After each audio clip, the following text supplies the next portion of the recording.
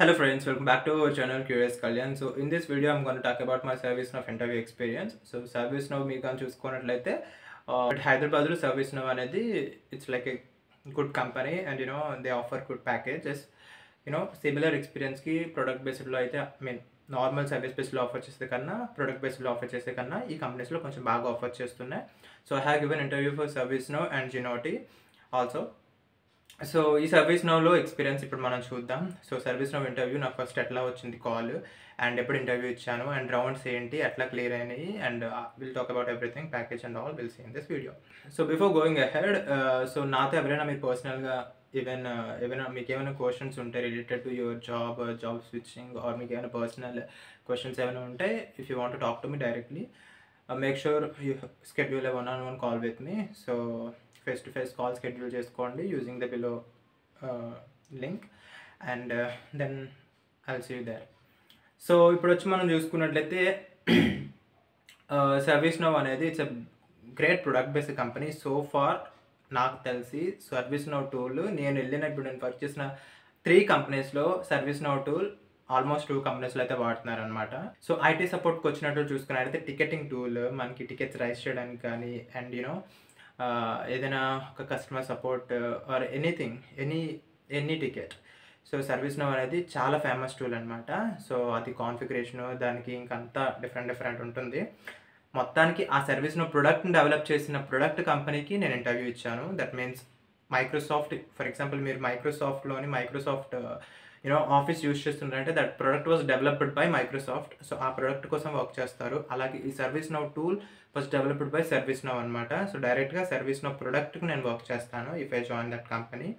So ఈ కంపెనీకి నాకు ఎట్లా వచ్చింది అంటే నేను first when I was switching my company ఆ టైంలో జూన్ జూలై మే ఆ టైంలో లాస్ట్ ఇయర్ నేను జాబ్ సెర్చ్లో ఉన్నప్పుడు నాకు కాల్ వచ్చింది ServiceNow నుంచి.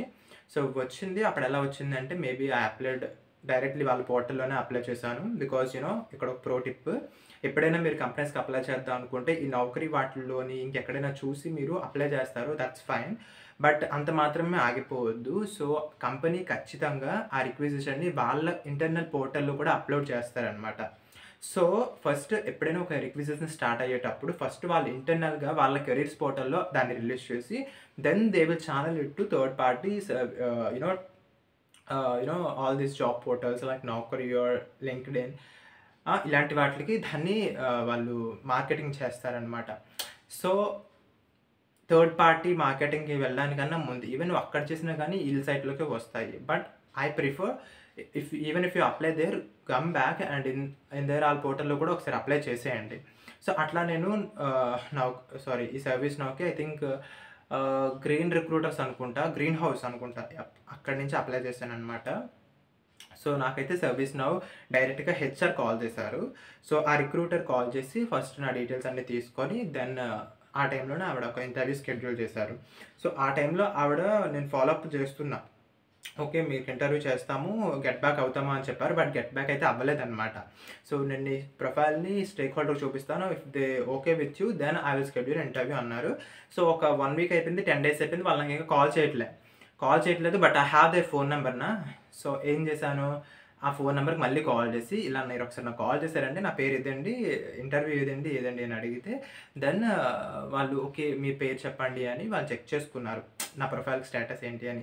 ఇంకా వాళ్ళు ఏం రివర్ట్ బ్యాక్ అవ్వలేదండి మీ ప్రొఫైల్ని అని చెప్పారనమాట. సమ్ టైం తర్వాత కొన్ని రోజులు అయిపోయిన తర్వాత మళ్ళీ ఆగకుండా అదే నెంబర్కి నేను కంటిన్యూస్గా కాల్ చేస్తూ ఉంటే ఒకసారి ఎప్పుడో ఎత్తి ఆవిడ ఏం చెప్పారంటే ఇంకా ఏం అప్డేట్ లేదని చెప్పారు. Okay fine. అండ్ నాకు వేరే జాబ్ వచ్చింది క్యారియర్లో, నేను యాక్సెంచర్ వెళ్ళిపోయింది, ఇంకా క్యారియర్ జాయిన్ అయిపోయా. కొన్ని డేస్ అవుతుందన్నమాట. ఇలా క్యారియర్ ఇంకా ఫస్ట్ డేనే అయ్యింది, దానికి 1 or 2 days ముందు ఎప్పుడో ఇంకా అలా జాయిన్ అవుతున్నాను, ఆ ఫేజ్లో ఉన్నాను ఇంకా. సో ఆ టైంలో వీళ్ళు కాల్ చేసి ఇలా మేము ఒక ఇంటర్వ్యూ ఇద్దాం అనుకున్నాం, మీరు అప్పుడు ప్రొఫైల్ పెట్టారు కదా, సో అది ఫార్వర్డ్ చేసాము. సో సారీ యాక్చువల్గా మాకు రిలీజెస్ అవుతున్నాయి, వేరే యాక్టివిటీస్ ఉన్నాయి, వాటితో బిజీ అయిపోయాము, రిక్రూట్మెంట్ కొంచెం డిలే చేసుకున్నాము. So if you are fine ఇప్పుడు ఇంటర్వ్యూ షెడ్యూల్ చేస్తాము అన్నారనమాట. సో ఇక్కడ కంపెనీస్కి ఎట్లా ఉంటాయి అంటే రిక్రూట్మెంట్ వాళ్ళకి ప్రియారిటీనే, కానీ వాటికన్నా ప్రియారిటీ యాక్టివిటీస్ వచ్చేటప్పుడు ఫర్ ఎగ్జాంపుల్ నువ్వే మేనేజర్ ఉన్నావు, నీకు నీ ప్రాజెక్ట్ యాక్టివిటీస్ మేనేజ్ చేయాలి, ఉన్న వాళ్ళని చూసుకోవాలి, వస్తున్న కొత్త ప్రాజెక్టులను చూసుకోవాలి, అలాగే కొత్త వాళ్ళని రిక్రూట్ చేసుకోవాలి. సో కొత్త వాడిని ఒకటి రిక్రూట్మెంట్ చేసుకుని వాడికి ట్రైనింగ్ ఇవ్వడం అనేది ఆబ్వియస్గా నీకు లో priority unless there is an urgency in the work. అసలు రిసోర్సెస్ అస్సలు నడపలేకపోతున్నారు బండి అన్నప్పుడు. When I was in carrier నా ఎండీని ఒక మాట చెప్పారనమాట. సో రిక్రూట్మెంట్ మీరు ఎలా హైర్ చేసుకుంటారు అని మాకు ఆన్బోర్డింగ్ సెషన్లో ఆయన చెప్తున్నప్పుడు ఓరియంటేషన్లో, సో ఒక రైల్ బండి వెళ్తుంది అనుకోండి, ఆ రైల్ బండి సిమిలర్ కెపాసిటీ సేమ్ లోడ్ని ఆ బోగి ఆ ఇంజిన్, ఫర్ ఎగ్జాంపుల్ ట్రైన్ ఉంది, ఆ లోడ్ని ట్రైన్ ఇంజిన్ తీసుకెళ్ళలేకపోతుంది విత్ ద సేమ్ స్పీడ్ అన్నప్పుడు they will add one more engine కదా. ఈవెన్ లాగుతున్న అంత స్పీడ్తో లాగలేకపోతుంది అన్నప్పుడు we will add one more engine కదా. సో అలాగే ఉన్న ఎగ్జిస్టింగ్ ఎంప్లాయీస్ కూడా ప్రాజెక్ట్ని అదే పేస్లో అదే స్పీడ్లో తీసుకెళ్ళకపోతున్నప్పుడు డెఫినెట్లీ వర్క్ లోడ్ ఎక్కువైంది అని కదా దాని అర్థము. So definitely will add one more resource. So when the existing employees were not able to lead the project with the same speed, then we'll add another resource అని చెప్పారు. So అలాగే మరీ అంత క్రూషియల్ టైం ఉంటే తప్ప జనరల్గా ఈ hiring అది జరగదు అనమాట. సో ఈ ప్రొడక్ట్ కంపెనీస్లో సో అట్లా వాళ్ళు వాళ్ళకున్న ప్రియారిటీస్ అన్నిటిని అలా పెట్టుకొని లాస్ట్కి హైరింగ్ చేద్దాము అని వస్తే మన ప్రొఫైల్ చూసారు, నచ్చింది, షెడ్యూల్ చేస్తాను ఇంటర్వ్యూ అన్నారు. But I said sorry because నేను ఆల్రెడీ క్యారియర్ జాయిన్ అయిపోయానండి అన్న. నాకు ఇన్విటేషన్ కూడా వచ్చేసింది, యాక్చువల్గా ఇన్విటేషన్ వచ్చేసింది. అందులోని సీసీలో I had their contacts also. But నేను ఇంటర్వ్యూ అటెండ్ కాలేదు. నేను చెప్పాను నేను అటెండ్ అవ్వనండి ఇంటర్వ్యూ అని చెప్పేసాను. బికాస్ ఆల్రెడీ కంపెనీ జాయిన్ అయిపోయాను, 2 days అవుతుంది. I don't want give that interview. So that was gone. When I started searching for another job in December, నాకు మళ్ళీ నేనే కాల్ చేసి బికాస్ అగైన్ వాళ్ళ కెరియర్ సైట్లో ఆ సాఫ్ట్వేర్ క్యూఏ ఇంజనీర్ ఏదైతే పొజిషన్ ఉందో still I see that vacancy. Then వాళ్ళు చూస్తుంటే every now and they are releasing that, like they are refreshing that అనమాట. సో ఆ వేకెన్సీని అలా వాళ్ళు పుష్ చేస్తున్నారు, మార్కెటింగ్ చేస్తున్నారు, because they wanted to fill that role అనిపించింది. సో ఏం చేశాను, మళ్ళీ అప్లై చేశాను. This time I'm directly having their contacts. నేను నాకు కాల్ చేసిన రిక్రూటర్స్ నెంబర్స్ అన్నీ కూడా సేవ్ చేసి పెట్టుకుంటాను. సో వాళ్ళకి మళ్ళీ కాల్ చేశాను అనమాట. సో చేసి నేను గుర్తున్నానా, ఒకప్పుడు మీకు నేను కావాల్సినప్పుడు మీరు నాకు అక్కర్లేదు, ఇప్పుడు నాకు మీరు కావాలి, నేను మీకు కావాలని అడిగాను. దానికి వాళ్ళు okay let's have a call అని చెప్పి నా ప్రొఫైల్ని ఎగైన్ అదే టీమ్కి అదే మేనేజర్కి చూపించారట. చూపిస్తే they said okay this guy was curious, last time మనం తీసుకోవాల్సింది ఇప్పుడు తీసుకోలేకపోయాడు ఎందుకో, then now he is interested to join, but again 4.5 months ఆ కంపెనీ నుంచి ఎందుకు వచ్చేస్తున్నాడు, let's have a call with him అనేసి they said go ahead. Then I got that call and they have scheduled one interview with the manager. So వచ్చేసి నాకు తెలుసు సర్వీస్ నౌలో 2 interviews ఉంటాయి, టెక్నికల్ బాగా అడుగుతారు, కోడింగ్ కూడా అడుగుతారని. There was no written exam fortunately. So written exam అయితే అయిపోయింది. సో రిటర్న్ ఎగ్జామ్ అయితే లేదు, డైరెక్ట్గా ఇంటర్వ్యూస్లో దూకేస్తున్నాం అనమాట. సో ఇంటర్వ్యూస్కి వచ్చేటప్పుడు చూసుకున్నట్టయితే టెక్నికల్ రౌండ్ 1 వచ్చింది, 1 hour అయింది. సో ఫస్ట్ వాళ్ళు అడిగిన question tell me about yourselves and your experience అనమాట. సో శుభ్రంగా మనం ప్రిపేర్ అవుతాం కదా, tell me about yourself చెప్పేస్తాం. సో అది అయిపోయిన తర్వాత explain your automation framework and which framework you have been used అనేసి అడిగారనమాట. సో నా ఆటోమేషన్ ఫ్రేమ్వర్క్ నేను ఏదైతే వర్క్ చేస్తానో అదైతే ఎక్స్ప్లెయిన్ చేశాను. సో దెన్ వాళ్ళు అడిగిన థర్డ్ క్వశ్చన్ వచ్చేసి how have you been passing test data to the test methods అనమాట. సో టెస్ట్ మెథడ్స్లో ఆటోమేషన్లో you have to execute multiple scenarios with different data కదా. So different sets of data. So ఆ డేటాని ఎలా పాస్ చేస్తావు అనేసి క్వశ్చన్ అనమాట. And do you pass all the test data at one time to test method or data provider method is different for different test methods. So ఇది fourth question. So అన్ని test మెథడ్కి ఒకేసారి పంపిస్తావా, are data provider method ఏదైతే ఉందో you will write different for different methods. So ఒక method పైన data ప్రొవైడర్ని పెడతాం కదా, సో అదనమాట వాటికి డిఫరెన్స్. అండ్ నెక్స్ట్ క్వశ్చన్ వచ్చేసి what is the difference between method overloading and method over riding. ఈ ఆన్సర్ మనం ఇన్నిసార్లు వచ్చింది ఇంటర్వ్యూస్లో, అన్ని టైమ్స్ అంటే నాకు సింపుల్ అని కాదు, దీని మీనింగ్ ఇన్ని టైమ్స్ వచ్చింది అని. So give me an example for each where you have used. Yeah so difference between method overloading and method over riding. Almost నాకు అడిగిన అన్ని ఇంటర్వ్యూల్లో జావా కాన్సెప్ట్ టచ్ చేశారు అంటే అది ఆటోమేషన్ రోల్ అంటే method overloading method over riding ఖచ్చితంగా వచ్చే question. Me tell me about your self తర్వాత ఆటోమేషన్ ఇంజనీర్స్ ఈ 2 క్వశ్చన్లు ప్రిపేర్ అయిపోండి ఊప్స్ కాన్సెప్ట్లో. And give me an example కూడా అడుగుతారు. సో ఇది వచ్చేసి 5th క్వశ్చన్ అనమాట. అండ్ నెక్స్ట్ ఇప్పుడు వచ్చేసి ప్రోగ్రామింగ్కి దిగిపోయారు. What is the output of the below program అనేసి చెప్పేసి నాకు ప్రోగ్రామ్ అయితే ఇచ్చేసారనమాట.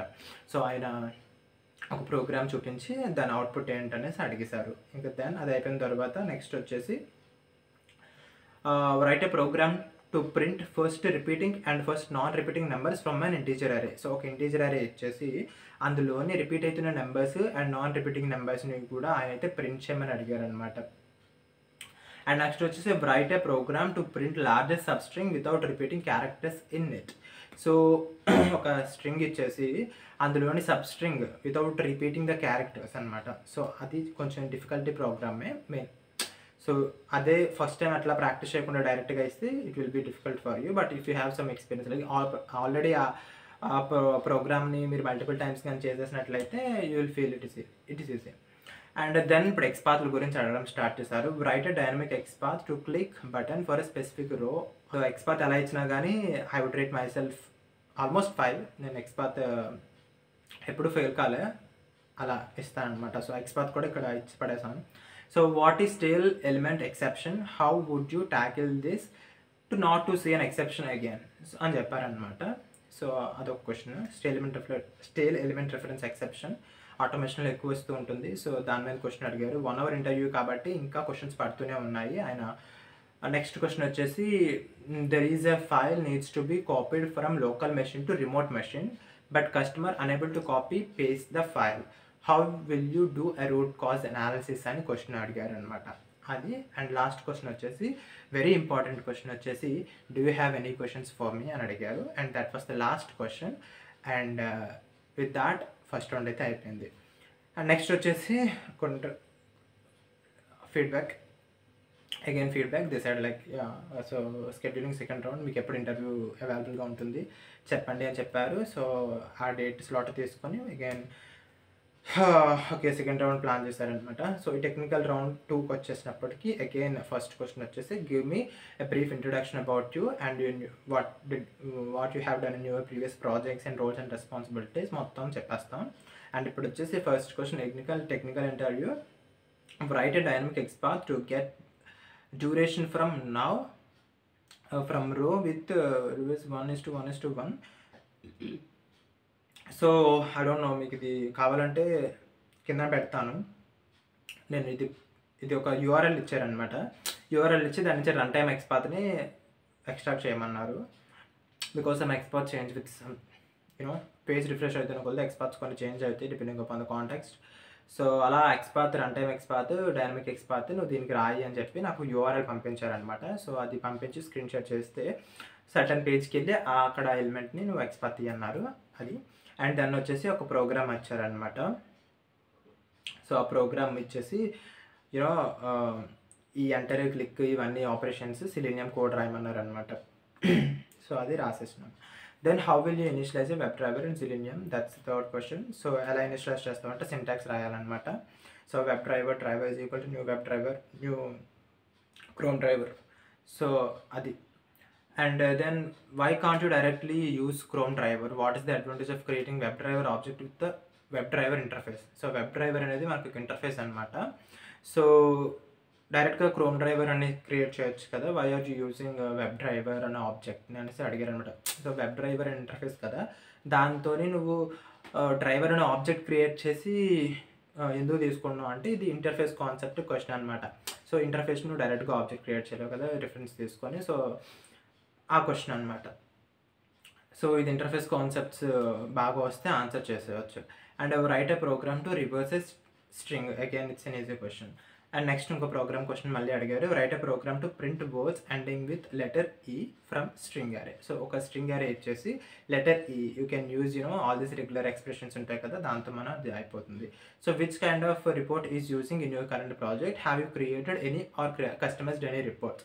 So that time actually answered like in my project we are using the default reports given by the Specflow, but as we did some customization like HTML reports in order to get all these screenshots in the reports. That customization I have done and we have explained all that. And again the last important question, do you have any questions for me?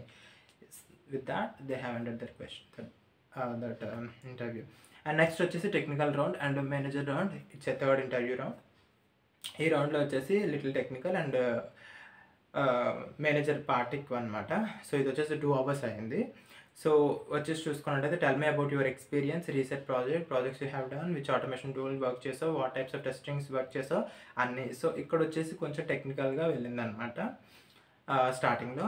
So do you want to change, so why do you want to change అని అడిగారనమాట. First వచ్చేసి నా experience అంతా explain చేసిన తర్వాత okay you joined that company and you know Accenture నుంచి ఎందుకు మారావు first అని అడిగారు. తర్వాత ఇప్పుడు ఈ కంపెనీ నుంచి ఇంత షార్ట్ డ్యూరేషన్ ఎందుకు మారిపోతున్నావు అని అడిగారు అనమాట. సో వాటన్నిటికీ కూడా నేను చాలా రీజనబుల్ ఆన్సర్స్ ఇచ్చాను, అందుకే వాళ్ళు తీసుకున్నారు. లేదంటే జనరల్గా 4.5 monthsకి ఎవరైనా మారిపోతున్నా అండి ఈ కంపెనీ నుంచి అంటే ఊరికే తీసుకోరు.